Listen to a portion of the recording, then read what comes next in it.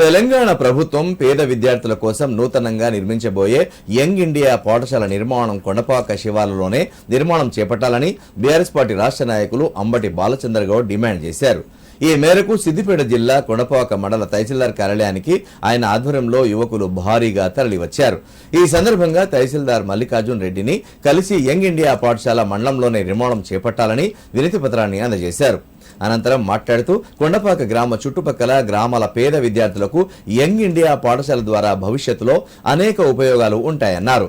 సుమారు 200 కోట్లకు పైగా నిధులతో నిర్మించబోయే పాఠశాల కోసం 70 ఎకరాల వరకు భూమి సేకరణ చేపట్టినా ఇప్పటి వరకు నిర్మాణ పనులు ప్రారంభించకపోవడంతో అనేక అనుమానాలు వ్యక్తమవుతున్నాయని అన్నారు. ప్రజలు వ్యక్తమవుతున్న అనుమానాలను నిజం కాకుండా అధికారులు త్వరితగతిన నిర్మాణ పనులు చేపట్టాలని కోరారు. కొండపాక శివార్లో నిర్మించకుండా పాఠశాలను మరెక్కడికైనా తరలిస్తే విద్యార్థులు యువత పెద్ద ఎత్తున ధర్నాలు చేపట్టడానికి వెనుకాడబోమన్నారు.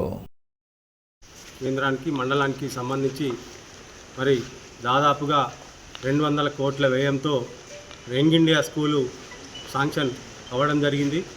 దానికి సంబంధించి గౌరవ కలెక్టర్ గారు ఆదేశాల మేరకు మరి స్థానిక ఎంఆర్ఓ గారు మరి ఇక్కడ 173వ సర్వే నెంబర్లో మరి భూసేకరణ కూడా చేయడం జరిగింది. మరి అక్కడ దాదాపుగా 70 ఎకరాల భూమి ఆ స్కూల్కు ఉన్నది. భూసేకరణ చేయడం కూడా జరిగింది.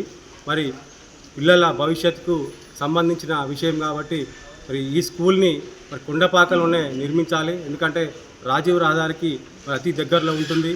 మరి కొండపాక పిల్లలకు కొండపాక పరిసర పిల్లలకు కూడా వాళ్ళ భవిష్యత్తుకు చాలా అనుకూలంగా ఉంటుంది. కాబట్టి మాకు కొన్ని పుకార్లు వచ్చినాయి. ఎందుకంటే ఈ స్కూల్ని మరి వేరే మండలానికి తీసుకెళ్లడం జరుగుతుందని కొంతమంది చెప్పడం జరిగింది. కావున మేము ఈరోజు స్థానిక ఎంఆర్ఓ గారికి మరి మా స్కూల్ని మా దగ్గరనే ఉండాలని మరి ఈరోజు మరి వినతి పత్రం ఇవ్వడం జరిగింది.